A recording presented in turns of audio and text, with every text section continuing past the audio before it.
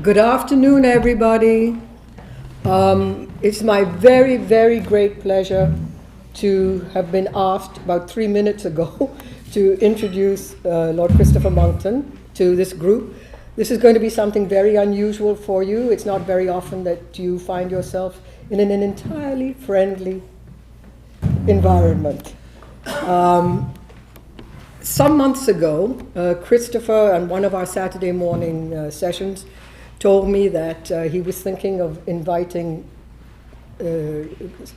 Lord Monckton to give the Nerenberg lecture. And I immediately said to him, "Oh, Chris, please, can we at the same time try and arrange an International Free Press Society Canada event with him?" And after many tractations over a long period of time, I'm really, really happy to welcome you all to hear Lord Monckton speak. Many of you have seen his videos, and none of us who've met him have been disappointed. And I'd just like to tell you a small anecdote.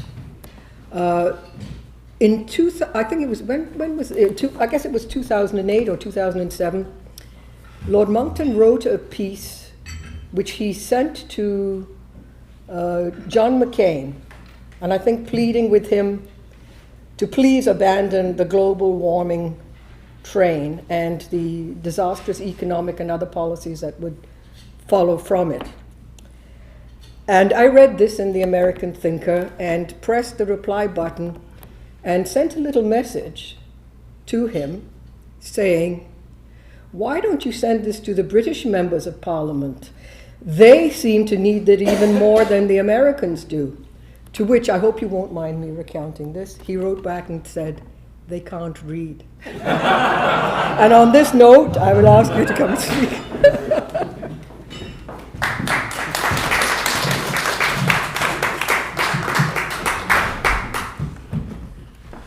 My lords, that's me, ladies and gentlemen, after that amazingly disconcerting but unduly flattering introduction, I just can't wait to hear what I'm going to say. A prostitute, a politician, and an engineer were in a bar together discussing which of theirs was the oldest profession. The prostitute said that hers was known to be. The engineer said that God created order out of chaos, and that was an engineering feat. And the politician, wearing a Viscount's coronet and an old Harrovian tie, said, "And who do you think it was that made the chaos?" So I'm now here to introduce a note of chaos into these proceedings by suggesting that just because we are told there is a consensus about stuff doesn't mean there is one. And if you go back 2,300 years, you're all too young to remember, but at that time, Aristotle first wrote down the dozen commonest fallacies in human discourse, logical fallacies. And not the least among these was that fallacy which the medieval schoolmen would later characterize as the argumentum ad populum, the head count fallacy. You can't determine whether or not a proposition is true at all merely because a lot of people are said to believe that it is true. Whether or not there's a consensus about something tells you nothing about whether or not it's true. And yet today, we are told by the environmentalists, they used to call themselves Marxists, but it sounds so much cuddlier to be environmentalists, that just as they were so certain of their ghastly political system before, so they're now certain of exactly the same ghastly political system now. It's been rebranded and tidied up for the 21st century, but it's the same brand, insisting that only it knows what is best for us, and that it is our duty to knuckle under and obey what they call the consensus and which we would call the party line. Now, if you look, for instance, at what is about to happen, which is the Agenda 21 conference at Rio de Janeiro on the 20th anniversary of the Earth Summit, which launched the whole ghastly process of the global warming scare and the Intergovernmental Panel on Climate Change. Now they're having a big self-congratulatory jamboree, as usual, down in a nice exotic location with beaches and dancing girls and grass skirts and all the other accoutrements that no scientist these days can be seen without. There they will be, and they will be deciding, as they have been trying to decide for the last 20 years, that what we need to do is to shut down the West. That's how you can tell that this is essentially the communist agenda all over again.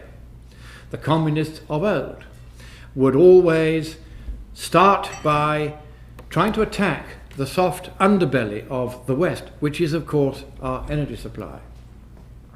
They organised the Miners' Trade Union in the United Kingdom.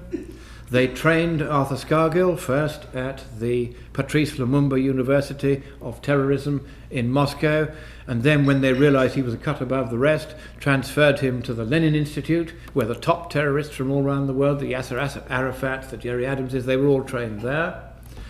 And then he came back to the UK and began making trouble.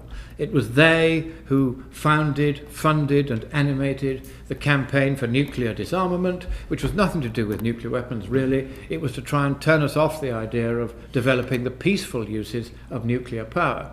So that with the unions having prevented us to using our coal for fossil fuel, they would then also shut down the possibility of developing nuclear power, and we would simply run out of energy and be reduced to exactly the same collapsed economic state which they had so gloriously already achieved. Now this battle, even though the Soviet communism has now gone, and good riddance, is still being fought by those whom they planted in the West to fight it. Nobody seems to have told them that, hello, communism has gone. You now have the same type of people, using the same type of rhetoric, but no longer carrying the baggage of the failed Soviet system. Now, under its rebranding, they're saying we need to pursue what the UN, in its Agenda 21 document, calls the sustainability agenda. And this new buzzword, sustainability, means you can't do anything if something might run out when you do it. That's it in a nutshell. Now, since we live on a planet from which few of us will have any chance permanently of escaping, because the well of gravity is still too deep for us to claw our way out with any facility, we are dealing with resources, all of which are to some degree or another finite.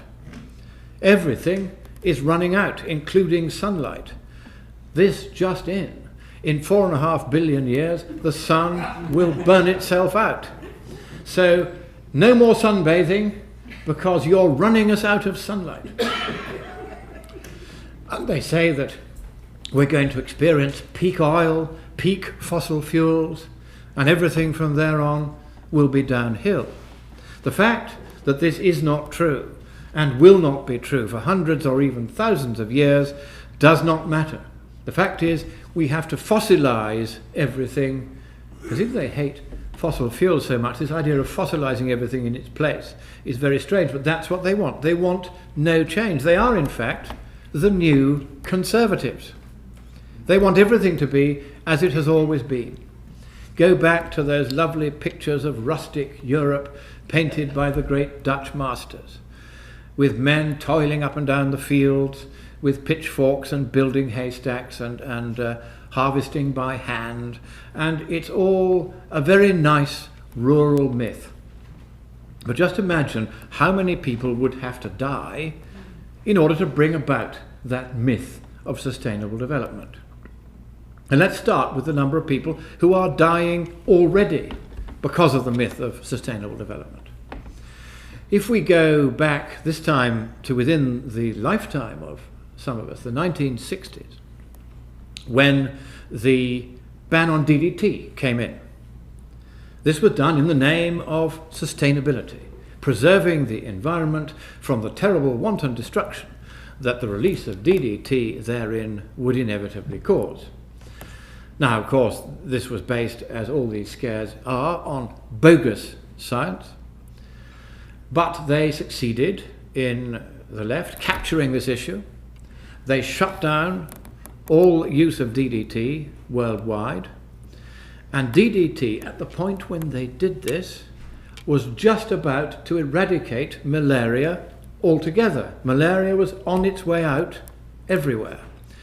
Deaths worldwide had fallen to 50,000 a year. Bad enough, goodness knows, but a lot less bad than they had been when, for instance, most of North America was malarial in the 19th century. It isn't now because DDT was widely used and eradicated it. That could and should and would have happened everywhere else in the world had it not been for one book by one well-meaning but dopey scientist who got her science wrong, Rachel Carson. And she wrote The Silent Spring. And notice this was not a scientific title, published in a peer-reviewed journal. It was an emotive title. And here began the process of emotionalizing and making cuddly the killing of tens of millions of people. No longer would you have the jackbooted Nazis walking across the landscape as the Jews were slaughtered. Now you would have children slaughtered, a massacre of the innocents, the like of which has never been seen.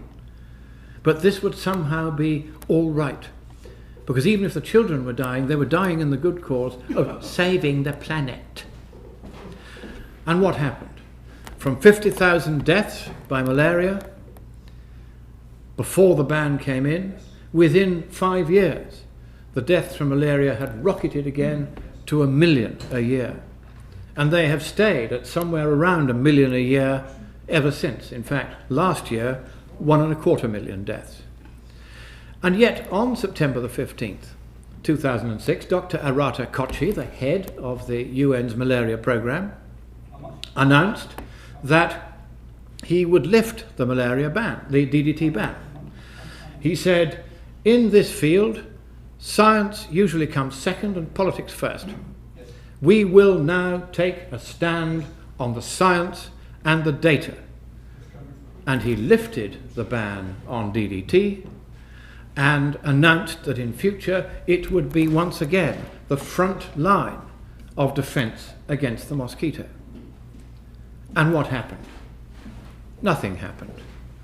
Children are the ones that malaria kills, so they continue to die, 1 million plus every year, because the left want them to. Because the left, for all the talk of caring, do not care about the little ones of our own species. And so there is your first clue as to what this sustainability agenda is all about. It is a ruthless depopulation agenda. The view is that there are too many of us on the planet, and that unless something is done, there will be too many more. All our fellow species will one by one be wiped out, and this would be bad news. So what is the truth? The truth which you will not hear spoken at Rio. The truth is quite different, as any demographer will tell you. If you have a population that is poor, it will tend to breed faster than a population that is rich. So if you keep a population poor, or by various policies, including those intended to improve so-called sustainability, you make a rich population poorer again, then you will increase the birth rate. If, on the other hand, you want to stabilize the birth rate of humankind, particularly in the poorer countries where the birth rate is greatest, there is one reliable as well as manifestly humane way to do it, and that is to raise the standard of living of the poorest so that it comes up above the poverty line. And in every nation where this has been achieved, regardless of the availability or non-availability of contraception or baby butchering or all the other devices for interfering in nature's way. The population has tended towards mere replacement rate rather than rampant growth. And so the problem that I have, the central problem, with the Agenda 21 proposal, as it is put forward by the UN, in the documents which are now being treated by the totalitarian left as their new gospel, is that these documents would make the whole world poorer and would therefore paradoxically achieve precisely the opposite of the intended depopulation effect by bringing about an increase in the population of the very poorest and, of course, of humanity as a whole. So it's not just that the message of Agenda 21 is politically undesirable and prescriptive and dirigiste and centraliste and étatiste in the extreme. Funny how the French have all the words for this kind of thing. It is also, at the economic level, completely wrong-headed. What it will do is increase the human population, increase human misery considerably, and achieve precisely the opposite of whatever genuinely pious effect may have been intended, and that's a big stretch to assume that they did intend a pious effect, but let's pretend. It will simply vitiate any such pious intent by causing this huge increase in population. So how have we come to this pass? Go back to Imperial China. And early Imperial China first defined and meditated upon the fundamental divide in the politics of the world, which is a divide between what the Chinese called the legalists, we would call them totalitarians, socialists, national socialists, international socialists, communists, Marxists, fascists, they're all the same. The people who know better than we do how our lives should be run and wish to prescribe it down to the very last detail by force if necessary, including what kind of light bulb you can use. On the one hand, the legalists, and on the other, what the Chinese call the Confucians. Now, anyone who has read the Analects of Confucius cannot but be impressed by the generosity of spirit that the great philosopher of ancient China displayed. And he was, you can see this in the way he meditates upon what is virtue and what isn't. He was a libertarian.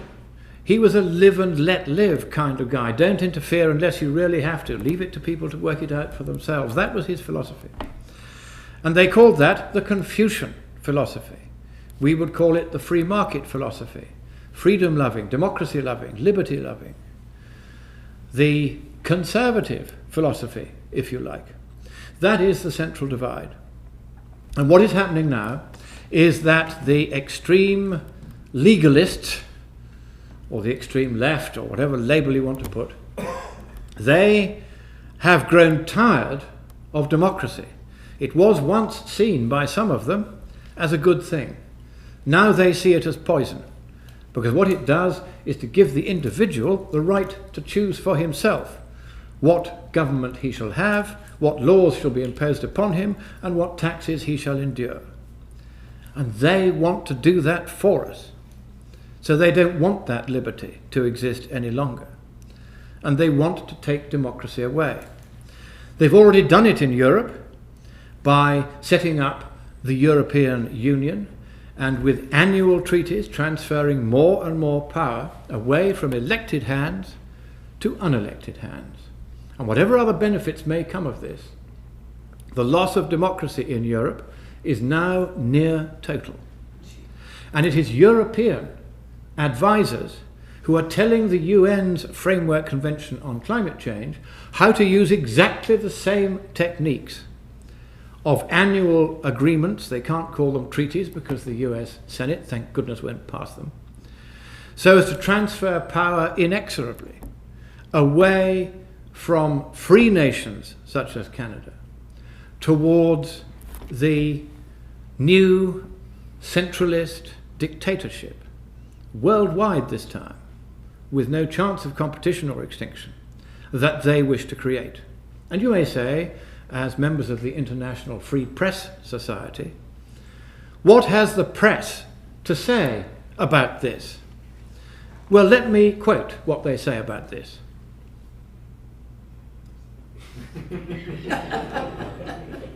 They have nothing to say. They are near totally, culpably silent. Give you one little vignette to illustrate just how near unanimously silent they are when confronted with this growing power grab by the legalist classe politique to take power from the ordinary yous and me's of the world. In Durban last December, there was the latest of the annual UN Climate Gab Fests, at which, just like all the previous ones, a written agreement was produced, transferring yet more power from the hands of elected countries where they have them to the unelected central regime. And among the provisions in this exciting document of several hundred turgid pages of UN bureaucraties, described by the UN's former head of the Documentation Centre as transparent impenetrability, they said that they were going to set up an international climate court to which only Western countries could be dragged because they hadn't paid enough Danegeld to the UN Framework Convention, which effectively would become the new world government. Only Western countries could be hauled before this international climate court, and of course troublemakers like Monckton, who say there isn't that much of a problem with the climate, and even if there was, it would be cheaper to do nothing about it. They were also going to give rights of legal personality to Mother Earth. Mother Earth, God bless her, if you go to Tibet and you go to the largest mountain overlooking Tibet, its name in Tibetan is Tsumulangma. This means Goddess Mother Earth. Well, hey, those people in Tibet might like to know the Goddess Mother Earth now has rights of legal personality. She can sue. And this is very much part of the theme of the Agenda 21, which is that we must give rights to the birds and the trees. And they must now be able to sue in the person of any busybody who wants to intervene and say that any capitalist enterprise that wishes to cut down a tree or build a factory is harming the planet and must be stopped and hauled before the International Climate Court. So that was another of the ludicrous proposals. And just one more I'll mention. And that is that the carbon dioxide concentration of the planet, now approaching 400 parts per million by volume on average. It's probably about 1100 in here just at the moment, because I'm talking rather a lot and emitting a fair amount. They were going to cut that from 400 to 200 parts per million by volume. And the effect of that reduction would have been to reduce the net primary productivity of plants and trees so very greatly, because CO2 is their food, that many species would have died out altogether, all would have become less productive, and mass starvation, not only of humans, but of animals feeding upon these plants and trees, would inevitably result.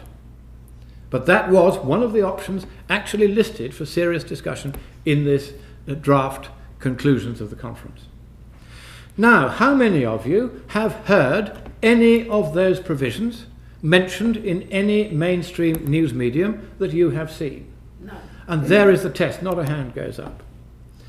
Because these provisions, which were in the document, were not mentioned, as far as I could discover, by any news medium whatsoever. They were all there at Durban, not one mentioned the whole purpose of this conference, which was to decide upon this particular document.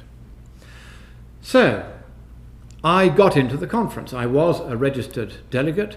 They tried to keep me out even so. So I hired a plane and parachuted in. And then they couldn't keep me out. And I got hold of this document and got out before they could stop me, and went straight to put it up on the web. And 2 days later, WordPress, that runs the blogs all around the world and posts up 500,000 blog postings every day, got in touch, and they said, we get in touch every day with the one person who has received more hits to his blog posting than any of the others we've posted that day. And number one that day was Monckton just telling people what was in the negotiating document. Now, I'm not telling this story to say, how clever am I? Well, yes, I am, but I'm also telling the story to say, why did no newspaper or other medium utter a word of this until I had, and even then virtually none of them did? It is because the newspapers themselves have largely been taken over by a narrow political faction, the legalists again, and they would regard it as contrary to their political views to allow the truth of this matter, or of any matter related to it, such as we're not getting the amount of warming the IPCC predicted, etc., etc., ever to be mentioned where a large number of readers could ever hope to see it. Now, as Albert Camus said, a free press may be either good or bad, but without freedom, it cannot be anything but bad. Now, my question is this: we can't regulate the press, but we can perhaps compete with this near universal Marxism among the newspapers. Fox News in the United States has just posted its annual profits. They made $2 million a day. How did they do it? From a standing start 17 years ago, they now have more than half the news audience of the United States.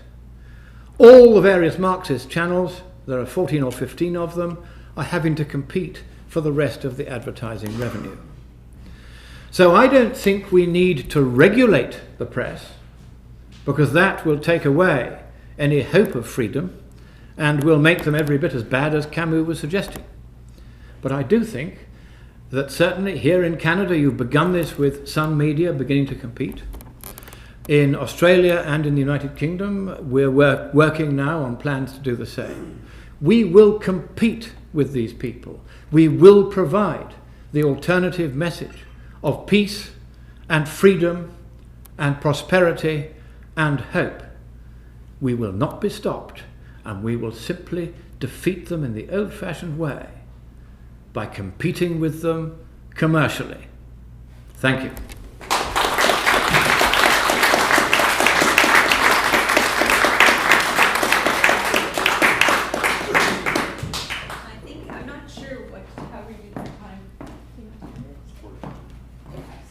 Shortly, but we can maybe take a couple of questions. Sure, yeah. If anybody has a question. Is global warming a little piece of Agenda 21, Lord Monckton? How does this fit in? It's all part of the same nexus. Global warming is the one they had hoped would be the mainspring that would achieve it all for them. Then the likes of me came along and said, excuse me, but the emperor has no clothes. This doesn't add up. And they found that it only took a few of us to bring the whole bandwagon to a halt. So they all jumped onto the sustainability bandwagon, into which they will subsume the global warming thing, and it will gradually fade away. And so it's all part of the same process. They just need always an excuse to shut down the West, to reduce us back to the level of primitive savagery. And why don't I like this? The main reason, I think, is that they're attacking the use of reason itself. Anyone who reads the attacks on me will think two things. One, what a rotter he is, and in that they might not be so far wrong. But they would also perhaps feel that the scientific attacks on me are staggering by their intellectual dishonesty. And this is a curious feature because they don't want the use of reason to prevail. If people can think for themselves, they'll start wanting to vote for themselves. So if you can stop them thinking for themselves, then the battle for dictatorship is essentially won. Now, the use of reason is one of the three great powers of the soul in Christian thought, along with the memory and the will. And the use of reason is the central power in Christian theology. And it is in our soul, which is composed of these three powers, the memory, the understanding, and the will, that our distance from the rest of the visible creation is most clearly visible. That's what makes us human, if you like. But that's also what makes us design, because in that our closeness to our Creator is made most visible. And that is what Agenda 21 and all the related movements such as global warming want to take away. They want us to stop thinking and stop reasoning. And I'm against that. Lord Monckton, is there not also a profit motive on the part of the number of these people that are promoting this? Yes. Could you illustrate some that you might think are ready with the fist? Certainly. How can you too make money out of global warming?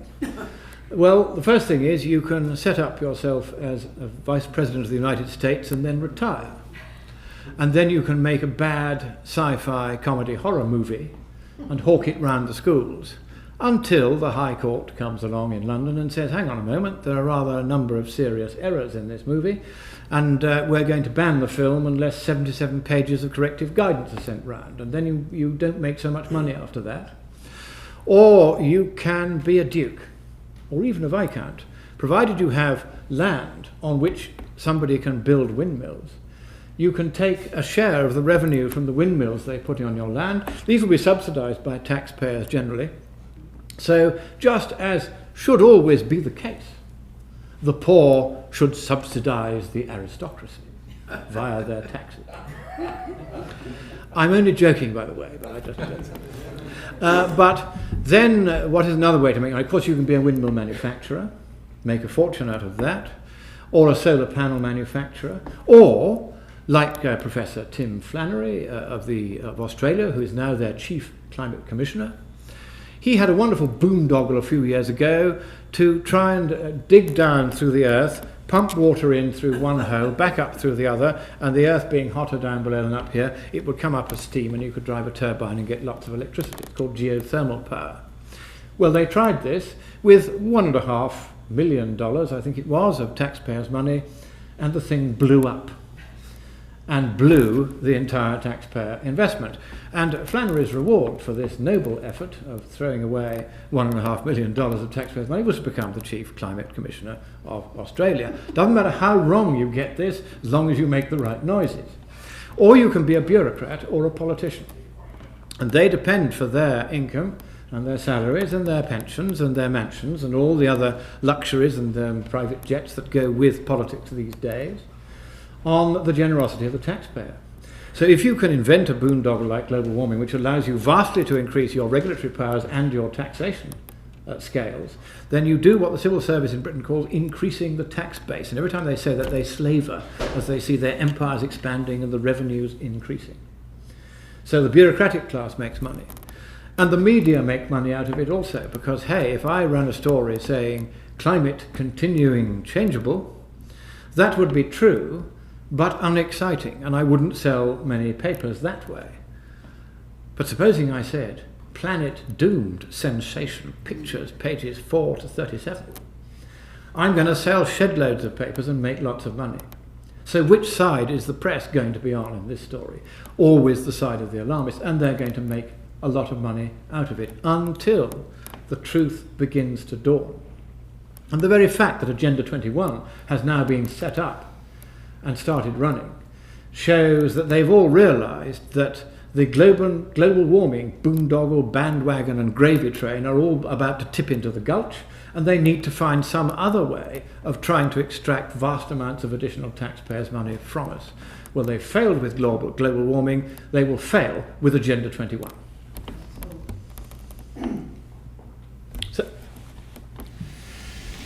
I'd like to preface is what I say. No, just a question. I'm sorry? Just a question, please. Okay. How will we know if and when we have global warming? We have global warming since the Ice Age of the glaciers have been melting. Very good question. How will we know if we're contributing in a significant fashion? How much of a planet do we have to burn for it to heat up? And how fast do we have to do it? Right, very good. How much global warming will we get, and how will we tell whether that's us or something else? The fact is that until thousands of years have passed, we won't know, if you believe the official analysis of the IPCC, because they say that the global warming we trigger now will not be complete for 3,000 years. So not all of it will happen within our lifetimes anyway. But then it's very difficult to distinguish, in fact it's impossible in the state of science now, to distinguish between warming caused by a natural recovery from the Little Ice Age. That recovery began in 1695. Madam, even you are too young to remember that. And so 1695, and it's been going on at various rates ever since. How can we tell whether that natural recovery of temperatures has stopped and we're now getting something additional caused by us? Well, one possible metric might be to say, was there a medieval warm period? And was it warmer than today? Well, something like 1,200 scientists from more than 600 institutions in 44 countries have contributed to papers over the last 25 years providing evidence from the paleoclimate record, from everything from sediments to stalagmites to ice cores to boreholes and various other ways, that the medieval warm period was real, was global, and was warmer than the present. If they are right, then today's temperatures are not exceptional, in which case it's very hard to say that at the moment we can discern any human influence on global climate at all. And that was the original conclusion of the 1995 IPCC report, as submitted by the scientists. For the second time they said we can't actually distinguish a human signature at all. Now the bureaucrats took one look at this. We can't have this. This is unacceptable. They'll close us down if we're saying for the second time that we're not having any influence on the climate. So they got one scientist to rewrite it. And all 5 references to the statement that we couldn't discern a human influence on global climate were taken out. 200 consequential amendments were also made, and a single new statement was inserted which says it is now clear that there is a discernible human influence on global climate, the precise opposite of what the scientists who had written and submitted the final document had said. So the answer is that science is with us in saying you can't tell the difference between anthropogenic and natural warming, and one of the reasons why you can't is the anthropogenic warming is small enough that certainly over the last 10 or 15 years there hasn't been any global warming in total at all, because presumably there is some natural factor such as a decline in the activity of the sun which is now countervailing against the comparatively gentle upward pressure on temperatures which our addition of CO2 will cause. Bottom line, there is no problem with the climate. Even if there were, it would be cheaper and more cost effective by hundreds of times over to do nothing about it than to pursue the present mad policies to try to forestall it. And therefore the best policy to address the non-problem of the climate is to have the courage to do nothing. Ma'am. I find it entertaining that we've had such monumental changes in climate, like the Carboniferous, before there were ever people on the Earth. All this happened without people. Now, Madam, she's harking back there to the Carboniferous, which she remembers well, and reminding us that temperatures then were quite a bit higher than they are now. And in fact, for most of the last 750 million years, and she will join me in agreeing with this, there has been temperature, most of the time, has been around 8 Celsius warmer than it is today. At no time has it been much below 8 Celsius colder than it is today. And we are around about in the middle. So we haven't seen much of a variation in temperature up or down from that central line over the last 750 million years, despite the enormous influences of changes in the sun, intergalactic dust, impacts of meteors and comets, huge supervolcano eruptions, and changes in the eccentricity, obliquity, and nutation of the Earth. All of these things have exercised over the millennia major influences which have only resulted in extraordinarily small changes in temperature. In absolute terms, less than 3% up or down from what we infer was the mean temperature over the last 750 million years, which is roughly the temperature which we enjoy today. So the idea that by altering the composition of the atmosphere by 1 part in 2,000, converting it from oxygen to carbon dioxide over the next 100 years, we are suddenly going to fling the Earth into some new and strange state that it's never seen before, is plainly barking nonsense. Thank you for your question. Sir? Could you comment on the issue of Islamization in Europe and the demographic implications that there may be? Certainly. In Russia, this year, the number of Muslims, for the first time, outnumbered all others in the population. The number of? Muslims. And this is also about to happen in France, probably in 10 or 15 years. It will happen in Britain within 30 years. And we can't tell exactly because the rate of immigration from Islamic countries is so very high, and the birth rate from the Islamists, of course, is much higher than ours for 2 reasons. One, because they are now breeding deliberately, using what is called the power of the womb to outnumber us.